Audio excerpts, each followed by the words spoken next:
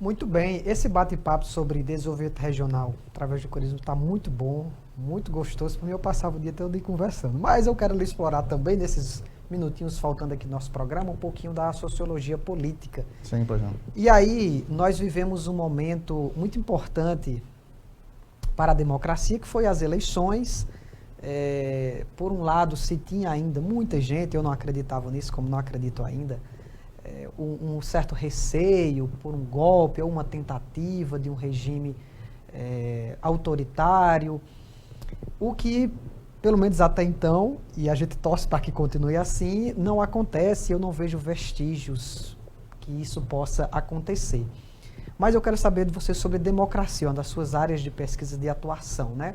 Você acredita que após esse pleito eleitoral, após a diplomação e, consequentemente, a posse do novo presidente eleito, Lula, a partir de janeiro, como é que fica a democracia brasileira? Fica mais forte?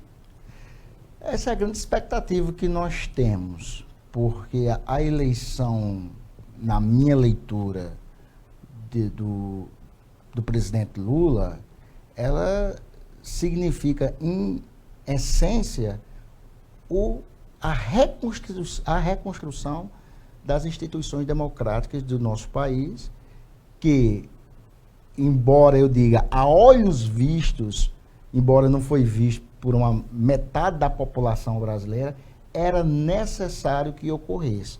Embora há dois riscos nesse processo.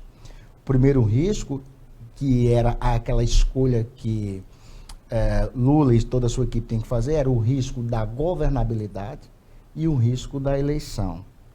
Eles não preferiram sacrificar o risco da eleição, obviamente que fizeram uma ampla aliança com partidos de todos os espectros políticos, menos da extrema-direita, obviamente, que era o principal adversário, para poder garantir a eleição.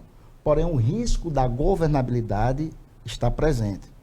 Lula, como um grande negociador da política, espera-se dele, de toda a sua equipe, que tenha condições políticas para manter, eu diria, minimamente a pauta que o elegeu, que o povo legitimou, para que ela possa ser executada. Esse é o grande desafio. Sabe? Eu acredito que existe uma responsabilidade muito grande do novo governo que vai se instalar no país a partir do dia 1º de janeiro, no tocante à responsabilidade social, sobretudo no combate à fome, à miséria. 33 milhões de pessoas no Brasil hoje amanheceram o dia e não se alimentaram no dia anterior. Então, isso é algo que é urgente, como também do ponto de vista político. Como é que ele vai lidar com a governabilidade no Congresso, onde o povo que o elegeu também um Congresso, na minha leitura, se você pega a composição, altamente reacionário, conservador, com pautas que vão de encontro, e não ao encontro daquilo que o povo elegeu para ser o comandante do país nos próximos 4 anos. Então, esse é um grande desafio, sabe? É difícil, eu costumo dizer que eu não aprendi na academia nenhuma metodologia que trate com futurologia, mas, mediante o cenário que a gente tem, eu imagino que haverá grandes dificuldades, principalmente para, vamos dizer, fazer com que o Brasil tenha um governo que minimamente atenda essa pauta, essas demandas que são tão urgentes. Entre elas, o fortalecimento da democracia, além do combate à fome e à geração de emprego e renda. Muito bem. Se há quem ache que Bolsonaro poderia ser um ditador, há quem tema também uma ditadura de esquerda. E aí, por exemplo, quem é seguidor do atual presidente, quem tem esse aspecto mais direita, acaba dizendo assim que tem medo do Brasil se tornar uma Venezuela. E aí correlaciona uma suposta amizade pessoal, que na minha visão é notória, entre Lula e presidentes de países que têm esse regime autoritário. Você acredita que o Brasil corre esse risco ou não, pelo fator de Lula já ter governado esse país, eleger a sucessora, não demonstrou isso na época e agora seguirá a mesma questão? Não, eu lhe digo pelo seguinte fator.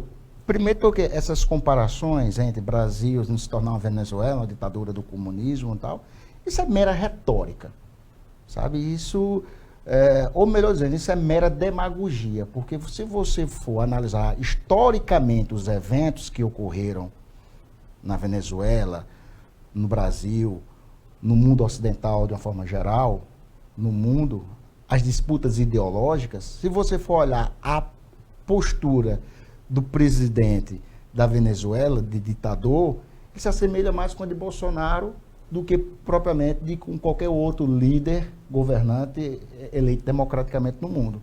Então, essa associação, ela não faz sentido, ela não tem lógica, ela não tem cabimento, não se adequa. Apenas é uma coisa que se diz e que as pessoas, sem refletir criticamente acerca da realidade, terminam tomando por verdade, sem nenhum exercício reflexivo de entender o que é isso, que disputa ideológica é essa, será que é assim mesmo?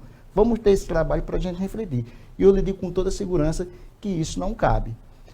Pelo que nós conhecemos, pelos compromissos, pelo respeito, pela história, eu já lhe digo de antemão que não vejo nenhuma possibilidade de um comportamento ditatorial por parte do presidente Lula. Muito pelo contrário.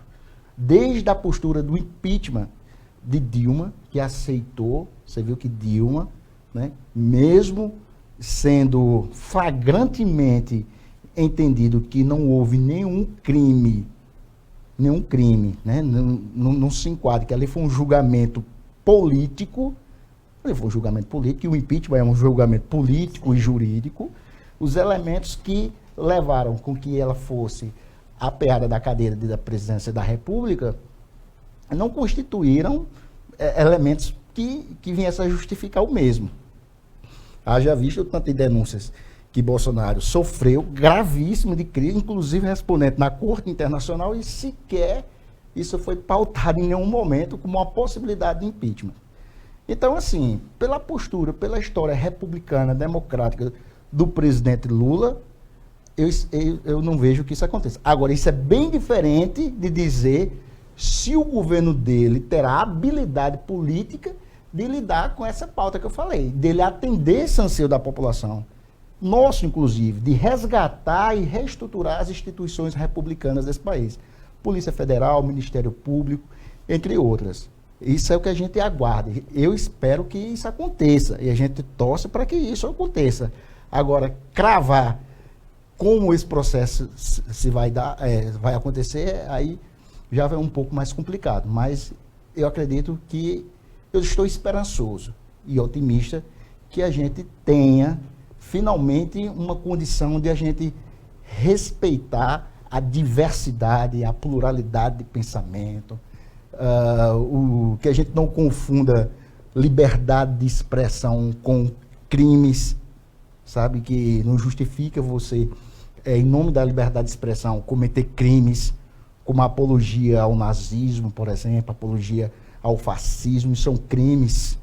Então, e que principalmente todos esses atos antidemocráticos que aconteceram desde a vitória do presidente Lula, eu particularmente espero uma coisa, que os responsáveis sejam aplicados à força da lei, que sejam responsáveis pelos seus atos. Ou seja, que sejam punidos. Porque o exemplo arrasta.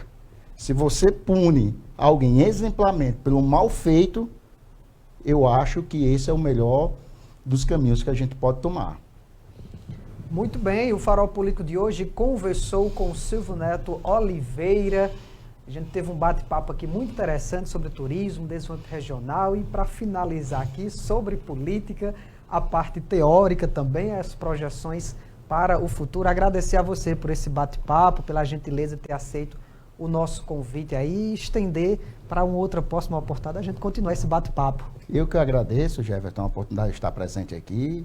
Estou sempre à disposição, né, como cidadão dessa terra. Eu tenho um grande orgulho de falar com muita até emoção das possibilidades de desenvolvimento que a gente pode ter para o nosso povo, para a nossa gente. E é isso, aquilo que tiver ao nosso alcance, a gente está sempre aqui discutindo com muita seriedade os temas de relevante interesse à sociedade paraibana como um todo. Muito obrigado a você também que nos acompanhou até aqui em mais essa edição do nosso programa, né? Siga a gente nas redes sociais, compartilhe essa transmissão, deixe o seu comentário. O Farol Político de hoje vai ficando por aqui, mas eu prometo voltar na próxima semana com um novo entrevistado e, claro, falando sobre política. Até lá e uma excelente noite.